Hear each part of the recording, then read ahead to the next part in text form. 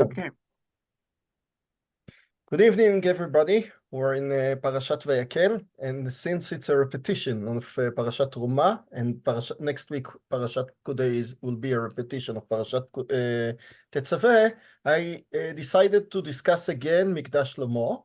We started by speaking about Trumat Tetzaveh. We spoke, if you remember, about Shlomo HaMelech and his Mikdash, about several differences. Actually, I thought, Mr. Posner, that you wouldn't be here tonight, and therefore I'll discuss the differences that you asked me. You asked me how Shlomo did 10 menorot and how Shlomo put 10 שולחנות, הרי it contradicts a פסוק, הכל בכתב מיד השם עלי השכיל, that you cannot change anything.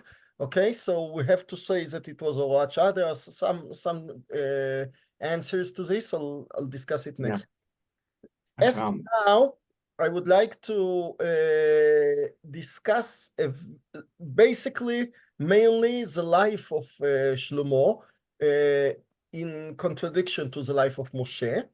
And through this, I would like to discuss the differences between Mikdash Shlomo and Mikdash Moshe. If we pay attention, so the parasha starts with Vayakel Moshe את כל עדת ישראל ויאמר עליהם, אלה הדברים אשר ציווה השם לעשות אותם, ששת ימים תעשה מלאכה, ויום השביעי שבת שבתון יהיה להשם, כל מלאכה לא תעשו, וכולי וכולי. And then we go to the Mishkan. And Rashi says, he says it actually twice, once in Parashat Ki Tisa and once in our parasha, that the smichut, okay, of the adjacency of adjacent, okay, being adjacent, שכן. Adjacent. Okay, adjacent. Okay, adjacent. Okay, of that the smichut between Beit HaMikdash and Shabbat shows us that you shouldn't build Beit HaMikdash on Shabbat. That all the פעולות are permitted, but not on Shabbat. And from then we learn the whole 39 melachot and that appear in the Mishnah of Shabbat. Okay, but we know from the Gemara a very interesting thing that Chanukat Mishkan Mikdash Shlomo. When did he make the Chanukah? It was from Chet to Yudalit Tishrei, and then this year they didn't keep Yom Kippur, okay? And the Gemara in Mod Katan, Daftet, says explicitly that year they didn't have Yom Kippur because one of the days of the 7 days of Chanukat Habayit was Yom Kippur. And according to some Midrashim, they just forgot Yom Kippur, okay? They forgot not only Shlomo, but the Sanhedrin, the Novi, everybody forgot. And Klal Israel was in the mood of making the festival of Chanukat Habayit, and they didn't pay attention, and Kadosh Baruch Hu was moichel, was forgiving because he saw the happiness of Am Yisrael. Okay, but from the Pshat, it doesn't sound like this here. Somebody in the whole nation knows when Yom Kippur is, and the Gemara, it seems to says that they did it on purpose. And they didn't fast that year. It was Horat Shah that HaKadosh Baruch Hu told them not to. And you have to ask, why did he do it just on Yom Kippur? There are no miracles, okay?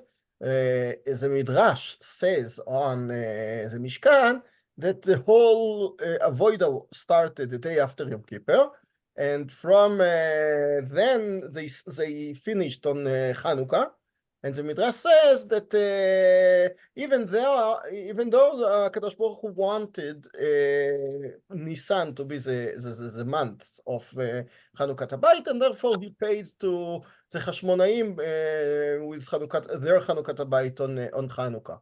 Rama brings it in Chot Chanukah, but So you see that it doesn't take half a year to build the Mishkan. You can do it in 2 months. You can do it in half a year. Kadosh Baruch Hu wanted Chodesh Nisan to be the period of time in which we found the Mishkan. So if you say the same thing about Shlomo, you have to understand why Shlomo Melech decided to make Chanukat HaBayit just on Yom Kippur. It doesn't make any sense. I understand that they forgot or not forgot. Okay, that's another issue. But why did he make it on purpose the same day of Yom Kippur? It doesn't make sense. Why didn't he wait after Sukkot till Cheshvan, and then he made or if he wanted a better time, he could wait to Chodesh Nisan. I don't know.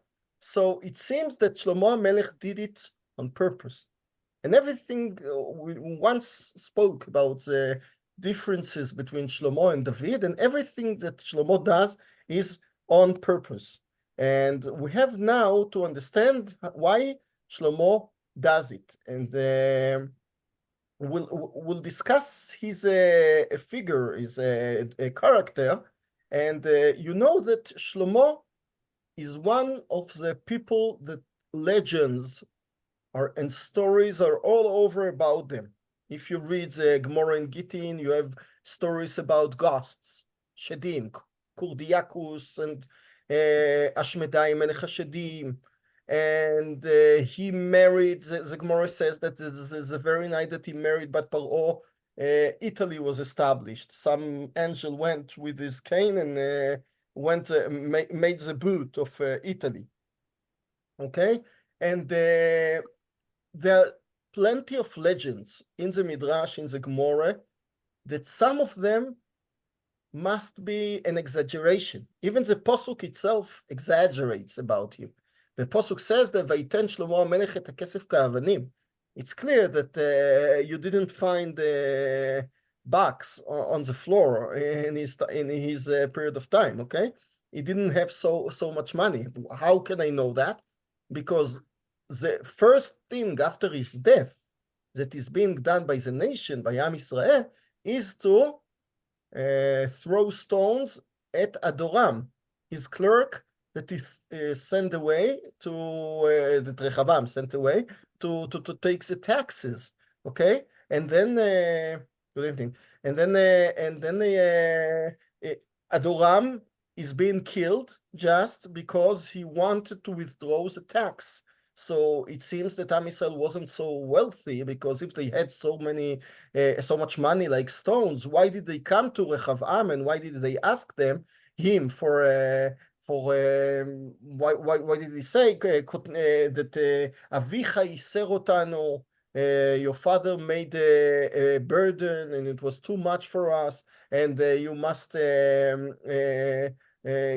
give us less taxes to pay. If you could stand it easily because they had so much money, so why did the Am Yisrael come to Rechavam and beg for leniencies in taxes? So it seems, and it must be, that there is a big exaggeration either in the Mikra, either in the Tanakh, for sure on Agadot Chazal. And you know that even Bialik, you know that Bialik and Rebenitzky, they tried to gather all the legends in the Talmud, in the Talmud Bavli, and make Sefer HaAgadah. They wrote a book called Sefer HaAgadah, the book of legends, in which there are all the legends from the Talmud together in one book. And some stories, Bialik was very religious from birth. He learned in Volozhin, okay, but he became less later on, and he permitted himself to write legends about Shlomo HaMelech. When I was a kid, I saw a TV show that Shlomo HaMelech, some bee, stung, עקצה אותו, yeah? Stung him in his nose. Stung? Thanks. Stung him. Stung him in his nose, and he was very, very angry at the bee. I don't know how is it possible because the bee should have died. Okay, never mind. But he was very, very angry at the bee, and he wanted to chase after it. And then there was a story that the bee helped him, and therefore the whole story was done. And I didn't like the story because Shlomo Melech was very, very nervous, was very vain, and he didn't like the animals. And then when I grew up, I found that Bialik made up this whole story. It doesn't appear anywhere in any Chazal. And there is a show in Hebrew called Shlomo HaMelech and Shalmaya Sandlar, and still it doesn't appear anywhere. What I wanted to show is that Sofrim, authors permitted themselves to make the stories because his character is so wide and is so big that the Midrash, the Tanakh, talked about him and permitted themselves to do a lot of things. The Zohar says that Shlomo HaMelech is a 15th king because we have the Avot, Avraham, Yitzchak, Yaakov. We have the Yehuda, the tribe, is the 4th, Peretz, 5th, Ram, Chetzron, Aminadav, the 8th, Nachshon, Salma, Boaz, Oved, Ishai, David, Shlomo. Okay, so it seems that Shlomo HaMelech is a 15th king out of 30, and therefore Shlomo HaMelech is called in the Zohar Siara Beishlemuta, meaning that it's like the 15th day moon. It's a complete moon, and his character is very different than David, because David was a very Oved Hashem, learner, and Shifti Bevet Hashem Kol Yamei Chayai. He just wanted to learn. He didn't want to do wars. He didn't want to fight. And we don't find that. We find that David sent Yoav, Abishai, Amasa, all the Ramatkalim to do the battles, but we don't find David himself very involved. Once we find that the Mikra says that his Giborim told him, don't come to the war because they might catch you and it's not good. But we don't find that he enjoyed it, that he really liked widening the kingdom. David HaMelech wasn't that person. He was a person of learning. And if he had to fight, he had to fight. But Shlomo HaMelech was a real person that loved everything. He loved Torah, he loved women, he loved money, he loved building, he loved everything. As we see in Kehilat, the second perek, that he was just big in everything he did.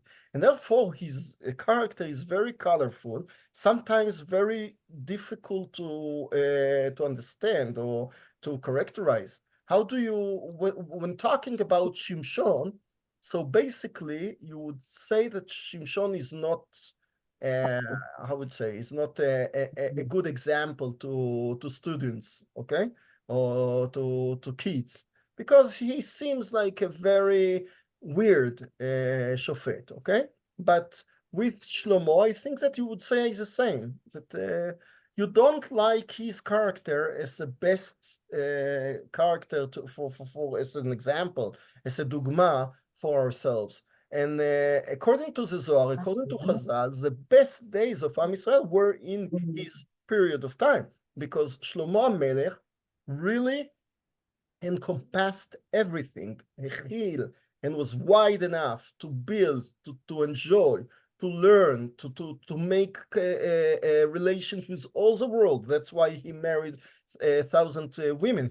He understood that he wanted to make the whole world cosmopolitan, and therefore to be with relation with all the world, to unite it under the shoulder of Am Yisrael, of HaKadosh Baruch Hu.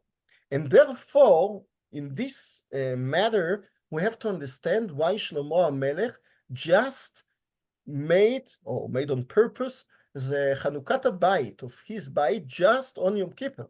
It wasn't a mistake. It wasn't just that he didn't pay attention and therefore didn't fast. Shlomo HaMelech, what do we have on Yom Kippur? On Yom Kippur, basically, according to the Torah, we have everybody cleanse himself from his sins of all the year and makes something very egoism, okay? That I have a problem with my sins. I have one day to clean it. So Kadosh Baruch Hu gave me the day. You have the same, so you do the same.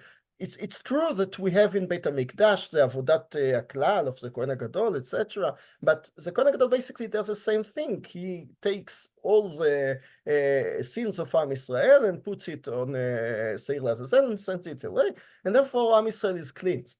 But basically, Shlomo Melech wants to make Avodat HaKlal. He doesn't want Am Israel to be individuals. He wants to make something very, very unique to Malchut Israel, and therefore he builds Beit HaMikdash, and he does it bedavka on Yom Kippur. I don't want this year Avodat HaPrat of yourself, of being cleansed.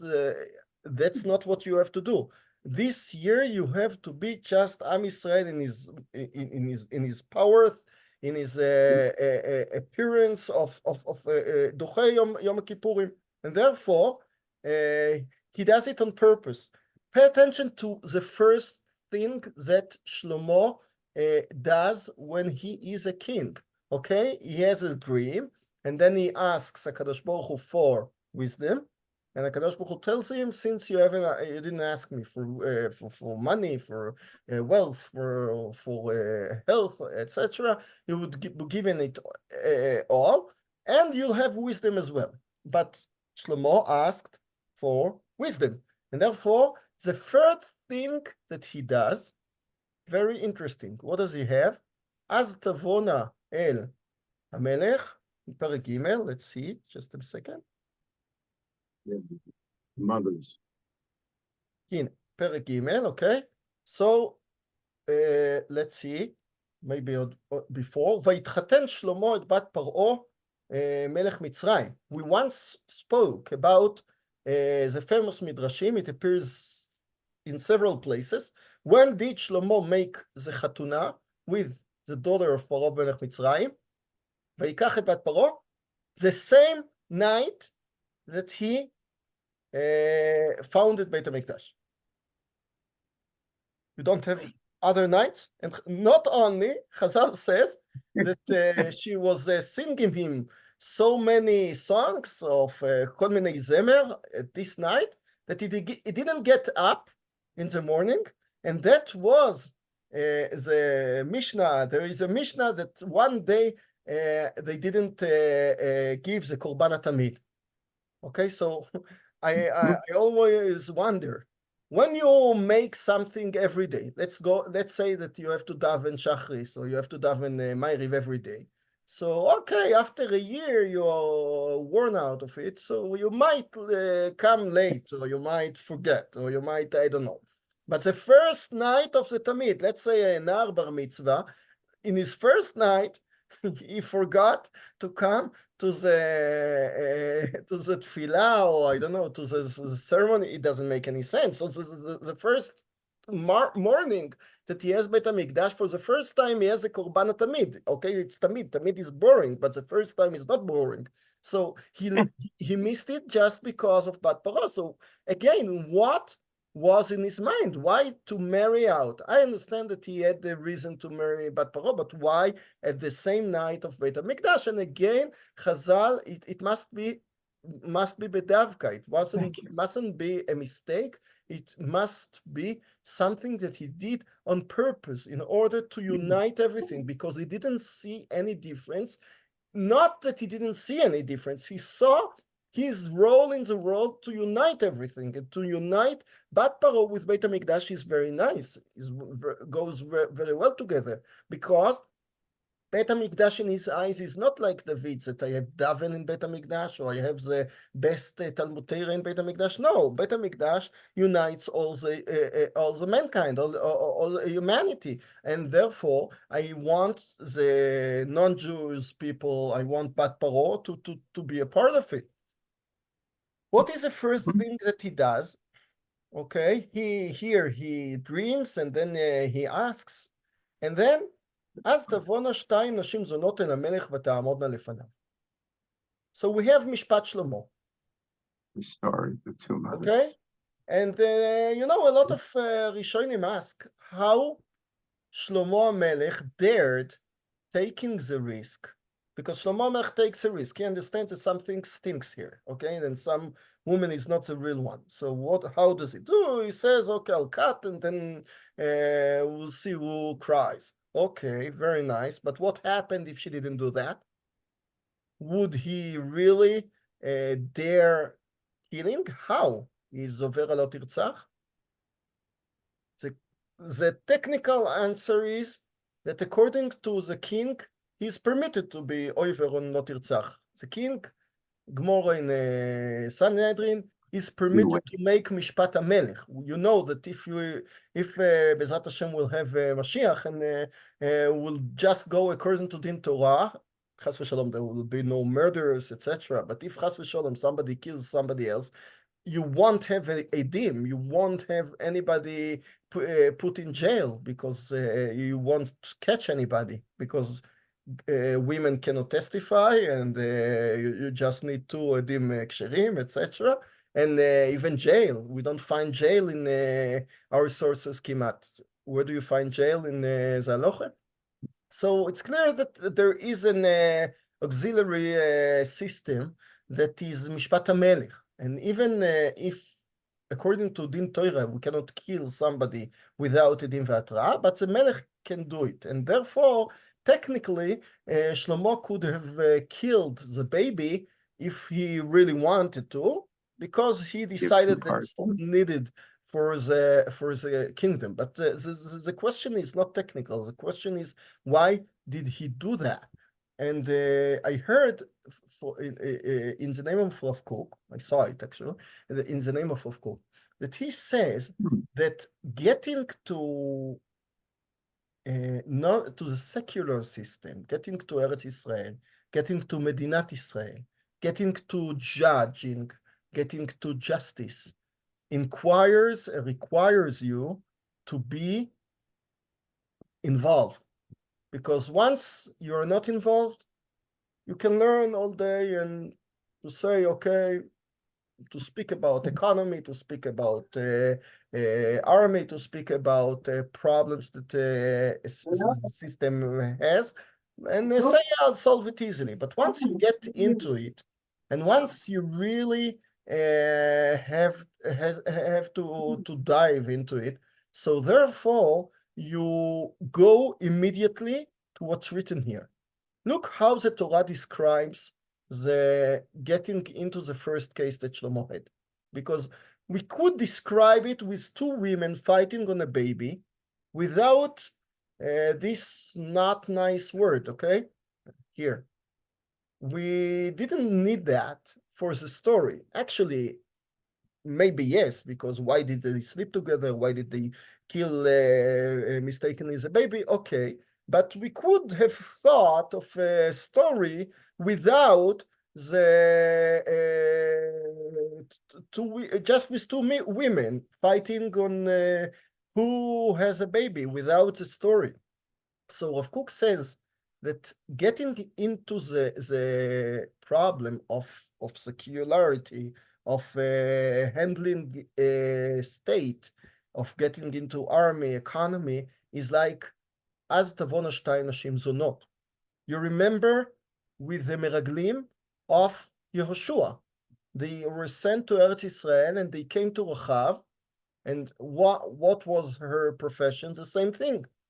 Is it a mistake that you just, so you can say that she was sitting in the wall, next to the wall, and therefore she knew everything that was going, but again, it's not a mikra, it's not just by mistake. The Torah shows us that getting into the taking responsibility and getting into diving into all the problems, it really can hurt you.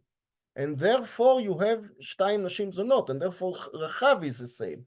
And you might think that if I touch Eretz Israel, if I touch economics, if I touch problems that any state has. So I wouldn't touch it because it's not for me. Shlomo HaMelech wants to touch it, and wants his whole role is to do it. Therefore, his Beit HaMikdash is erected just on Yom Kippur, and he'll tell you not to fast, and therefore his wife, the first wife, is from not the first wife, but Bat Paro, she wasn't the first wife, but is bedavka be'erev Chanukat Bet HaMikdash, and therefore the first things that he has is to solve the problems of the whores, okay? And therefore, Shlomo HaMelech would do all the things with this complexity. If you look at Perek Yud, I'll make a skipping to Perek Yud, he builds his own, no, not Melachim Yud, Melachim Bet, I need Melachim Aleph, okay. Umalkat Shva, the queen of Shva, she hears את שם שלמה, ותבוא לנסו בחידות, okay? She comes to try him by riddles, ותבוא ירושלים בחיל כבד מאוד, אוקיי? ותדבר אליו את כל אשר היה עם לבבה. ויגד לה שלמה את כל דבריה, לא היה דבר נעלם מן המלך אשר לא יגיד לה. Even, you know, the speaking between a man and a woman that is not his wife, Shlomo is very different. We don't find, we find from, you know, authorities that David speaks to some woman that comes to talk to him. So, okay, he's a king and she comes to him. But here you see like friend, yeah, that he has yedidot or chaverot. We don't find it in the Tanakh because Shlomo was very open-minded in this way as well. ותרם מלכת שווה את כל אשר חוכמת שלמה והבית אשר בנה. It's not a מקרה that the only queen that we know is just from here. ומאכל שולחנו ומושב עבדיו ומעמד משרתיו. So she sees את כל חוכמת שלמה והבית אשר בנה. So she sees בית המקדש.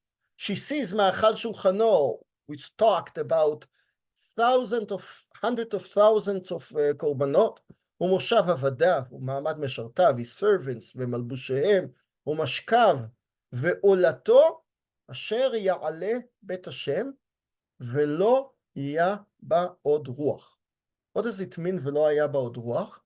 She was shocked, she was astonished, she couldn't stand it. So we might understand that לא היה בה עוד רוח is related to the last thing that is before. ועולתו אשר יעלה בית השם, okay? עולתו אשר יעלה בית השם, okay? What does it mean? Okay, she saw the korbanot that Shlomo HaMelech brought, Moshe Rabbeinu brought as well. She saw the thousands of korbanot that he brought, it's written before, okay? So what does it mean, עולתו אשר יעלה בית השם?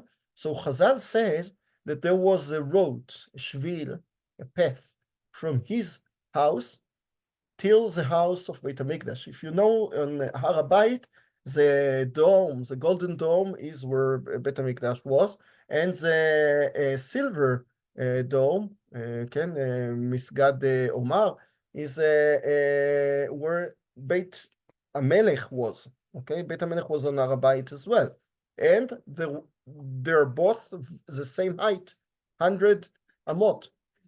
But the topography of Har HaBayit makes Beit HaMikdash a little bit higher than the Bayit of David or Shlomo. So even if it's the same height, but Beit HaMikdash is higher. Meaning to say that from his house to Beit HaMikdash, he needed to go a little uphill, a little road, and that was the Olato. Olato means Aliyato, okay? Aliyato. Asher Ya'aleh Beit Hashem. That's how the Meforshim understand, some of them, that it was Aliyato Asher Ya'aleh Beit Hashem, and that's what shocks her, because usually she was used to the Afrada, differentiation between Beit Hashem and the king's house. how how the Christianity says, אשר לאלוקים לאלוקים ואשר לקיסר לקיסר. I don't know how to say it in Latin, but everything that belongs to God belongs to God. Everything belongs to the Caesar belongs to the Caesar. Okay? Meaning to say that there is a separation between what we expect from the state and what we expect from Kadosh Baruch Hu. In the church, you go to a Kadosh Baruch Hu, you daven to him, but when getting out of it, you are the man of the street. You're not a part of a holy man. But Shlomo HaMelech shows the opposite. He shows that there is a linkage, that there is a chibur. There is no separation between his house and the house of Hashem. Therefore, it's connected with an aliyah, and therefore she sees and she doesn't understand because she has never seen such a thing. And even with David was very more religious than his son. But with David, you don't see the connection so much because David was very, very strong in religion. But in the other things didn't interest him. We don't see that he widened his mamlacha. He didn't conquer territories stam just if he had a war. Therefore, he made the war. But he didn't try to make a wider Eretz Israel. He didn't try anything. Everything is just by mikre, okay? Ammon starts a war with him, so he answers. Moab starts a fight with him, so he reacts. But Shlomo HaMelech does it on purpose and makes a very, very big mamlacha on purpose that Am Yisrael will be in his height. And therefore, the Beit HaMikdash of Shlomo symbolizes, unlike Mishkan Moshe, it symbolizes the whole kingdom. Therefore, in Mishkan Moshe, when we get into Vayakel Kodei, it's actually more Kodei than Vayakel. When Chanukat Habayit is, you don't see anything relating to the world. Everything is related just to Am Yisrael. Okay, ולא יכול משה לבוא, כי שכן עליו הענן, and therefore in פרשת ויקרא אל משה, וידבר השם אליו מאוהל מועד לאמור. Moshe has a problem that it's too foggy, he cannot see because it's all filled with שכינת Hashem, so Moshe, הקדוש ברוך הוא solves the problem and calls him up. But we don't have any speech about the מעמד of the Mishkan, about the chashivut for umot haolam, about the significance to Mitzrayim, to umot Canaan. Not at all. It's just you yourself, Am Yisrael, and the Mishkan Moshe is very, very singular. It's very individual, just to Am Yisrael, and therefore we don't permit in Parashat Vayakel in his Chanukat Habayit to לעבור על איסורי Shabbat, and therefore the Torah says no, Vayakel, okay, but don't do it on Shabbat. Coming to Mikdash of Shlomo, we do have a switch between our Mishkan and our thing to the vision that Shlomo talks about. Shlomo HaMelech has a beautiful tefillah. Okay, sorry, again, not in okay, so Shlomo HaMelech, no, it's maybe Perek Chet. Shlomo HaMelech comes and talks with Hashem. Vayomer Hashem Elokei Yisrael, אין כמוך אלוקים בשמיים ממעל, אשר שמרת, ואתה השם שמור לדוד וכולי וכולי. And then he talks about the problems, the universal problems of בית המקדש. האומנם ישב אלוקים על הארץ? How is it possible philosophically that a God would put himself in a narrow room? הנה השמיים ושמי השמיים לא יכלכלוך אף כי הבית הזה אשר בניתי. We don't find that Moshe has such a philosophy because Moshe has to solve, he has a problem of Hashrat Shechina. He solves it by being called ויקרא Hashem אליו, and that's it. But Shlomo HaMelech thinks wide, thinks philosophically, thinks of the whole universe.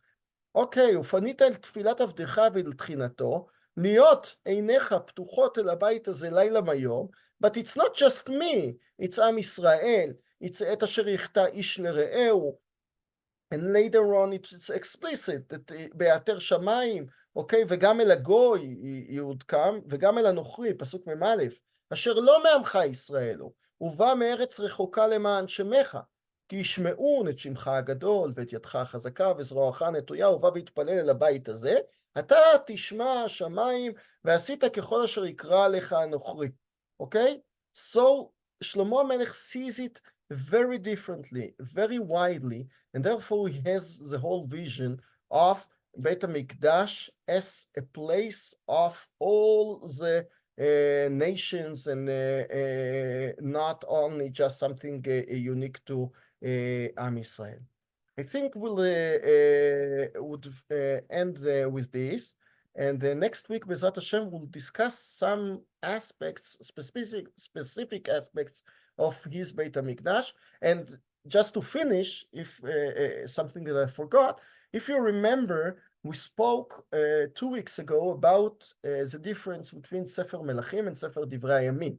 And we saw that in Sefer Melachim, it seems the way that Tanakh depicts the building of Mishkan, Mikdash Shlomo, is that Ke'ilu the Kedusha from Kodesh HaKodashim expands towards the outer courtyard. And we saw that even the Mizbeach in the Chatzer is called a part of the Mizbeach in the Eichal is called a part of Kodesh HaKodashim. And we saw that we don't see a Kravat Korbanot at all. Okay, we saw just that in Sefer Melachim, we don't see a Kravat Korbanot, we don't see Mizbach HaOlah.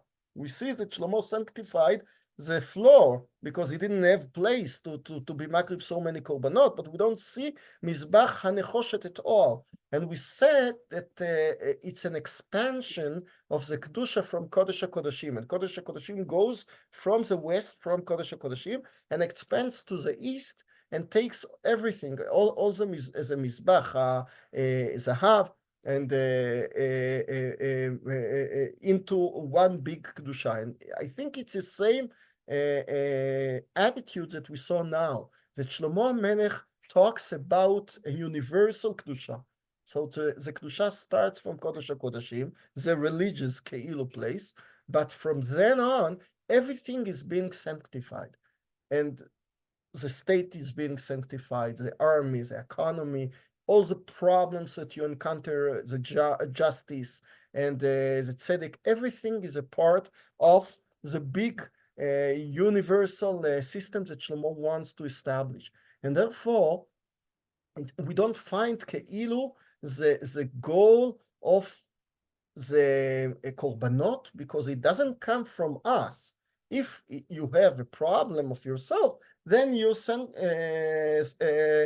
sacrifice, you bring a sacrifice, and then HaKadosh Baruch Hu forgives you. But if it's a matter of big Am Yisrael, then Am Yisrael is a part of HaKadosh Baruch Hu, and we didn't talk, but the whole Shir HaShirim symbolizes that Am Yisrael and HaKadosh Baruch Hu are one unit, and everything that HaKadosh Baruch Hu has, we don't have a secular system. We're a part of the Kedusha. Therefore, we're just a part of Kodesh HaKodashim, and that's the way that Sefer Melachim depicts the Mikdash of Shlomo. So we saw it in the justice, the two women. We saw it in his marriage to Bat Paro. We saw it in violating Bedavka Yom Kippur, and we see it in expanding the west Kodesh HaKodashim towards the east. Bezrat Hashem, next week we'll discuss other matters of Mishkan Shlomo. Good night. Toda rabba. Thanks a lot. Da. You're welcome. להתראות. Mute. Sure. Yes. Enjoy. להתראות.